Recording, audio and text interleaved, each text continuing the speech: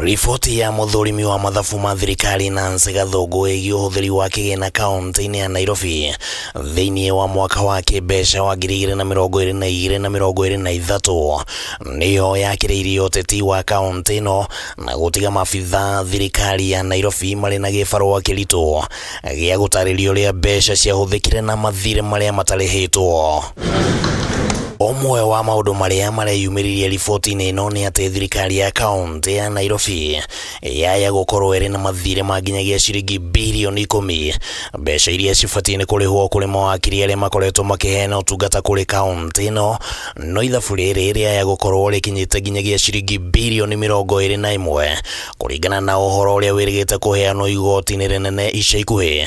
No harĩ kĩrĩa gĩtugĩte ciũria nyingĩ nĩ atĩ MINISTA wa KIGINA Nairobi KERICH augĩte mathirĩ maya nĩ mamaigĩrĩra. I don't believe that those are genuine bills.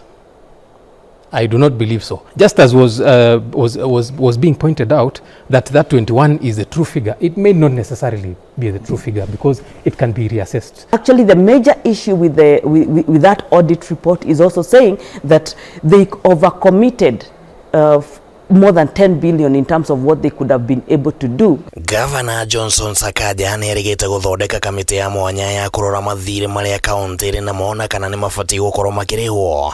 Na riboti ya ihinda ya kamĩtĩ ĩno yendekithirie atĩ kaunti ya Nairobi ĩkorwo na mawakiri ayo nĩguo kweheria marĩhi kũrĩ mawakiri angĩ. There was a task force on pending bills that was set and would like to see also that report vis-a-vis what the Auditor General has tabled, because I'm aware the former president was sitting on that committee. The committee that was set up, the task force of Kamotho Waiganjo, was largely giving recommendations about how to deal with this in future, but not specifically reassessing those fees. No mathabu maya rĩu matigĩte Sakaja agĩkarangwo kĩũteti na kiumia gĩkĩ arabatie gwĩkinyia mbere ya kamĩtĩ ya Senate ĩgiĩ mathabu kũheana ũtheri wĩgiĩ ndeto ĩno, ona gũtuĩka ndanekinyia na ndũmĩrĩri ĩrĩa ararekereirie kũrĩ nyũmba cia mohoro. Sakaja augĩte atĩ no ciringi mirioni 247 cirĩhĩtwo kũrĩ mawakiri matiganĩte na ti ciringi birioni 10. Those even whose